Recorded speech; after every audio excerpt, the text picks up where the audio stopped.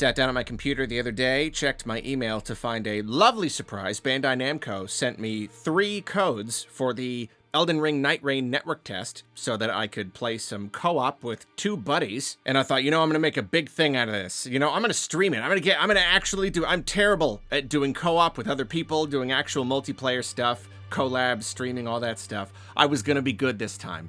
I was really gonna do it. I had She Says from Boundary Break. He's always getting on me to play like co-op, like FromSoft stuff with him, and I never do, even though I would love to. We tried to do it. Apparently there were network issues, like the entire network test. There were 5 sessions, and password matchmaking simply did not work. So it was a real shame. It was Bandai Namco. It was really, really nice of you to provide me with 3 codes. It is unfortunate that I was not able to actually play the game with any friends. It's the thought that counts. But I did manage to play a little bit of the game with some randos last night, and I would love to tell you about my experience. So you start out in the round table hold. This is essentially your little like hub thing, and it's actually really cool because in the base game, or the main game, whatever you want to call it, you're always like inside, but now like some of the walls have been knocked out, so you can like walk out into like a little courtyard area outside. I don't know, it's just kind of fun. It's kind of fun seeing how the place has been kind of transformed for this experience. And there wasn't much you could do in the network test. You can change your character, but then it did give a little taste of these relics. There's like a little spot where you can like put relics in, and this I don't know if there are going to be other mechanics that allow you to essentially have some sort of like permanent progression. Like basically you get these relics and you like install them, and they give you boosts or whatever. Yeah, at the very least you've got this kind of persistent thing, but I didn't really get a chance to really dig into that. So here in the network test there were 4 characters to choose from. And they all have their own stats. And interestingly enough, in the main game, your special moves or whatever, just your move set, it's associated with the weapon. But then you'll have like or Ash of War and all that stuff. But here, every character has 2 special moves just like baked into their move sets, which I think is really fun. I don't know. I think it's so that it really doesn't matter what your weapon is. You're always going to have that move. But it does make it feel a lot more, character driven, like a hero shooter kind of thing, where you're not really leveling up your character and customizing them in a lot of different ways. Every character is still like that character with those abilities. I don't know. I think it was cool. There's your basic sword and board guy. He was okay. I was going to use him, but then one of his special moves is like a grapple. And I don't know. I'm just never really into grapples in stuff. I don't know. I find them kind of finicky. And then there's a mage character. She's really, really cool. She can like regain her FP and feed that into her spells. I didn't have like a ton of time to mess with all the different characters. Kind of briefly on most of them. Then there's a knife woman. She's just like incredibly fast, super fast knife attack. She can go invisible. That's another one. I'm like, I don't quite know what I would do with that in most cases. So I went with the bird guy. There's a cool bird dude, and he's my favorite because like he's got this big old lance. His both of his specials are just really nice straight up attacks. One, he flies super high in the air and then crashes down and makes like a field, and it's like a protective field, and you can also use it to res the other characters. I don't know. So I thought he was cool. I don't think he has iframes when you dodge. That's the one thing. But his shield is like really, really, really dependable. So like his guard counters are super good. Whatever, getting too far into the weeds here. I just really like the bird guy. I really do. So the idea is that you drop in and you're fighting 3 major bosses. You're fighting like 2, over the course of 2 days, and then when you fight the 3rd boss, or the second one, you like warp to the special area where you fight the 3rd one. And when you drop in, really you just freely explore the area. Technically, you could kind of just go off on your own if you want, but of course it is more fun, just fun and beneficial to stick with people, because then you can, teamwork and all that. And it is really nice. It is like, I didn't know what I was doing, so I just tagged along. I just followed whoever was there. And I wasn't like voice chatting or anything, so I'm just like, you running over there? Okay, we're running over there now. But it is incredibly fun. Just cruising around. just cruising, just always a group of enemies over here. We go, we kill them. Oh, there's like a mini boss over here. We kill that. There's a dragon. Let's just go take that out. Oh, now we're in like a fort or something. Oh, hey, look, one of the, like a little underground dungeon area. And you know, they're not like full major dungeons. You're always going to loop back around. It's all very streamlined and kind of simplified. But yeah, I don't know. It still feels like there's just a lot of place to explore and stuff to find, just places to go. It's just a very like free form kind of experience, and the whole time, you know, the goal is to just gain runes, just to fight stuff and gain runes whenever you find a lost site of grace. Pretty much the only reason you have those is to maybe you respawn in them. I'm not sure. I never died, but you level up by like just running up to the site of grace and just hitting the button, hitting the A button, and however many runes you have, you'll just automatically level up. So that's really nice. And yeah, you're cruising around, you're getting runes. Items are just kind of scattered about, you know, there's like consumables and you'll find weapons. There's a whole system where you just kind of run up and it asks you if you want the weapon, asks you what slot you want to put it in. But like it felt like most items were like shared. It felt like we all had access to the same like pool. It wasn't like competitive in that regard. So that was nice. Oh, and weapons. It's really cool because in this one you can use any weapon as long as you are of a high enough level. You know, it's not based on your class or your stats at all. It's not like, oh, I don't have enough strength for this thing. It's like, no, you just like, you pick it up, you know, you'd be there, you'd beat a boss, they would drop a weapon. And so there's like a good 30 seconds where everybody like tries it out. You know, they like pick up the weapon and just kind of messing around with the moveset. Yeah, okay, I'll keep that. Like, no, I'm just gonna drop that, keep my old thing and just keep going. You know, it's really fast. You move through it. And I imagine the more you play the main game, the full game, you would learn all the weapons and you would know what to drop and whatnot. And it's a lot of fun. And then like beating bosses, the more major bosses, you get to like choose. I mean, you know, it's like classic. Like pretty much every like run-based thing now, everybody has just kind of decided it's really fun to pick perks. You know, like I think just across the entire industry, we've all just learned beating a thing and then getting an option of like, what of these bonuses do you want? It's just really, really satisfying. And they do that here. And so if you don't even want the weapon that the boss drops, there's usually like just a stat boost. Just like a simple stat boost of blood loss in the area boosts your attack. Just like, yes. Heck yes. You just, I don't know, that feels really good.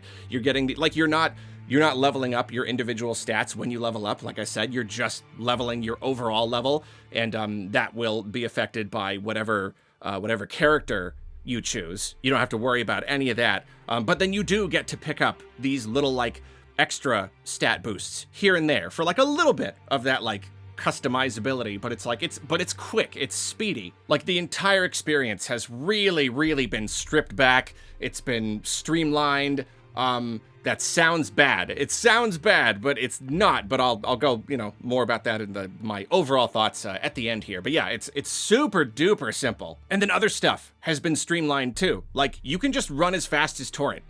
Like that's just a thing. Like you have like your regular run, and then you can just break into a torrent run, which is really cool. You just like moving across these big landscapes, just like incredibly fast. You can like hop up on ledges. Like if like basically like your head can get, like you can like double jump, and then if your head can get over a ledge, you'll just kind of like shimmy up it or like kind of hop at it. It makes for an incredibly smooth, just like movement experience. There's no fall damage at all. So like between moving really fast, no fall damage, hopping up ledges, the environment is very rarely a problem. You know, it very rarely gets in your way. And sometimes there are big ledges, but you can spirit spring jump just like you could on torrent, except you do it now just with your own 2 feet. So that's cool. So just like, yeah, nothing ever stops you. And you know, there are clear markers everywhere. You can always see where your teammates are. They can mark locations themselves to kind of be like, hey, I think we should go over here. But sometimes you'll get like the other guy being like, I think we should go over here, and you kind of just kind of decide on the fly what you're doing. The gameplay, the combat is incredibly good. Everything is just really fast. Everything does feel just that little bit extra faster. Oh, here's my literal favorite thing about every single element of this entire game, of the whole like streamlining process. You want to know my very, very favorite thing? It's how easy it is to get crits. Normally, like in all of these games, if you stagger the enemy, they slump over and you have to like stop attacking, because if you just hit them more, you'll just knock them out of it, or you'll just use it up and you gotta like stand in the right position and do it. They have done away with that. You can literally just quick attack into a crit. Like you're just attacking and then you stagger them and then you crit, and like it feels really good. I don't know if there is room for that in like the full other games. I don't know if that's something that they should apply. It might be a little bit too easy. I'm not sure. But like here in this experience, it feels awesome. I hate missing the chance to crit. I hate how fiddly it is. I get that there is value in that because it is so precious. But yeah, in this case, it's just it's very easy to do. I feel like it does less damage as a result. I didn't get to like really test it. I was frequently kind of surprised by how little damage it did.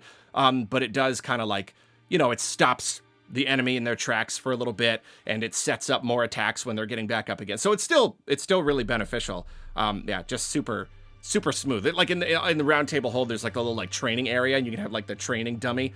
I couldn't stop just attacking the thing and staggering it and crit. It feels so good to do, to just like roll right into it. It's basically just free. So yeah, anyway, you're cruising around, and you know, you've got like the Fortnite fog, you've got like the miasma that like kind of creeps in, and it shrinks the whole entire area, and it shrinks as you go. So even if you have like split up from your friends, you do eventually kind of get funneled together, and sometimes there are times when you've got to like near the end of the day, it starts going really fast, and you'll probably have to like get through some of the miasma stuff, and it does damage to you very slowly. It's not too much damage. Like you can get by, you know, it is like you got to get out, but it's not like oppressively bad where you have to be like really freaked out whenever you're in it. You can just make your way to the safe space, and then you come upon and fight the big boss, you know, whatever, like of the 3 big bosses. And it's really cool because then you've got the miasma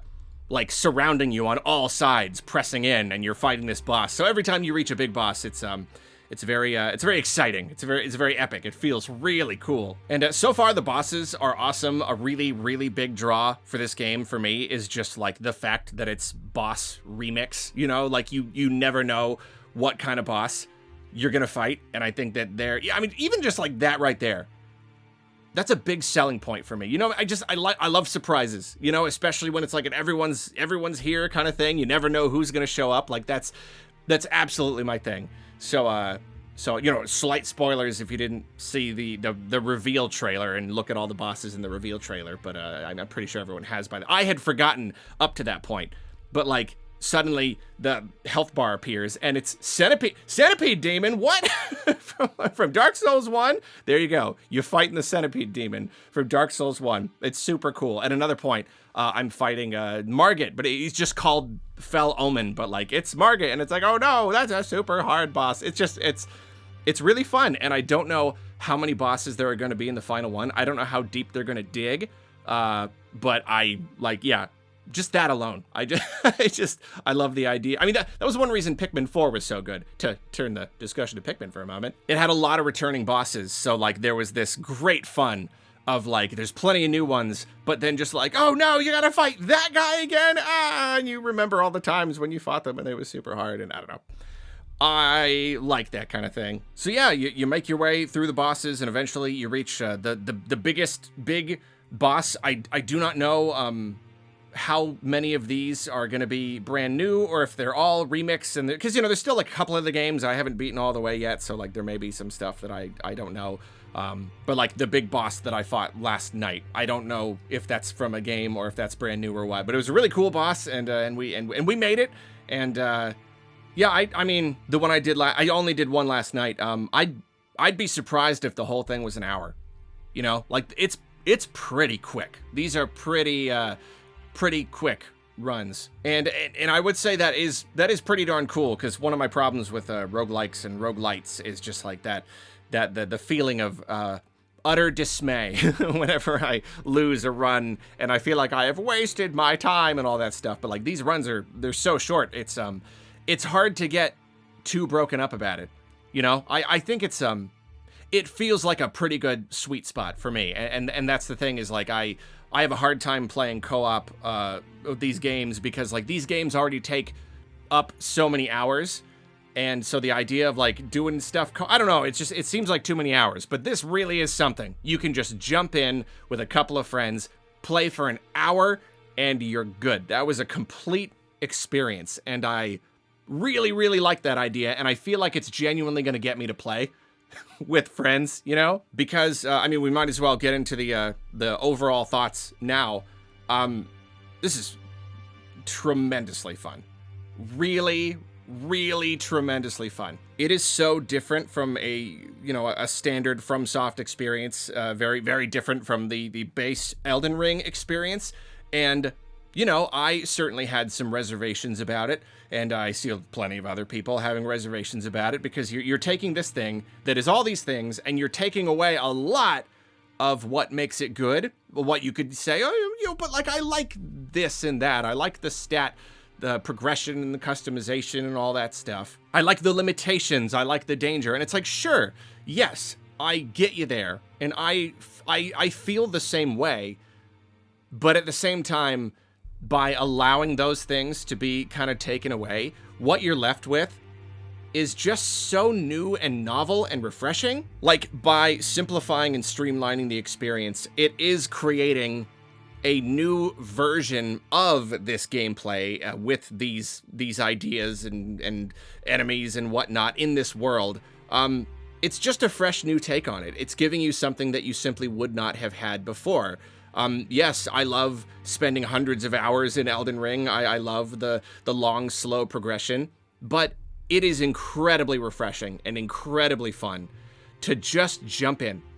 Pick a character, don't even worry about the stats. You don't care at all about the stats the whole entire time. Even weapon loadouts, all that stuff, you don't have to worry. You get to jump in, have like the miniature Elden Ring experience where you are beating enemies and you are leveling up and these enemies are hard to fight and all that stuff. It's all of like the best parts about Elden Ring, but it is so condensed down into something so small and yet so, like, I don't know, vibrantly fun, you know, while you're doing it. It's just novel to have the shackles taken off just for a bit, you know? It is a very different experience, but it is still similar enough to the core experience that it definitely feels worth doing to me. It really does. It is really exceptionally fun, and especially now that I've played the network test, I'm all the way. I don't want to play with randos online. That is at least part of the problem for me. I enjoyed playing with randos enough, but I'm like, yeah, but I really do think I want to play with friends and be able to like talk to them and playing with them and stuff. I think that's going to make it a lot more fun. Realistically, I still don't know how much I'm going to successfully do that. However, after playing it, I'm like, it doesn't matter. I'm gonna get it. You know what I mean? I am going to get it. I had enough fun playing the network test that I'm like, whatever happens, I am going to purchase it. And I will play it at least sometimes with some people, because it really just is that much fun. If I have like one small reservation, it's that I wonder if the runs are gonna start feeling too short. Like, the length really is convenient because it does allow me to just like jump in and do it, and even if we lose, it's really not that big of a deal. So it's good that they're short. I'm just wondering if, I don't know, I hope there's gonna be some sort of option, like customization options for like, I don't know, day length, or even like number of days or something would be really cool. I'm afraid that after like the 10th run, I'm feeling like kind of burned out on it. You know, I don't know, like again, I don't know if the relics are the only like ongoing like kind of upgrade system you have, but like with anything that is run based, I do want to feel like I'm pressing toward some sort of goal, you know, like in something like Salmon Run in Splatoon. You know, I find it really fun. It is the most fun when we're trying to rank up, achieve a high rank, but then like after that point, it just stops feeling like it's doing much. I really want to work towards something. I want to feel really accomplished every time I complete a run. I don't want it to just be like, I don't know, like a standard multiplayer game where the point is just to play matches. You know, the point is just, it's fun to do it, so you do it. And when you're done, you're done doing it. So yeah, I don't know. All that said, I don't know how it's all gonna work. I could see the short runs getting a little bit tiresome, but overall, my impressions of Elden Ring Nightreign, very, very positive. I had a really, really fun time. I think just about all of the decisions they've made have been good. Like all the design decisions I really like. I mean, okay, well, apparently you can either play solo or with 3 players, but not 2.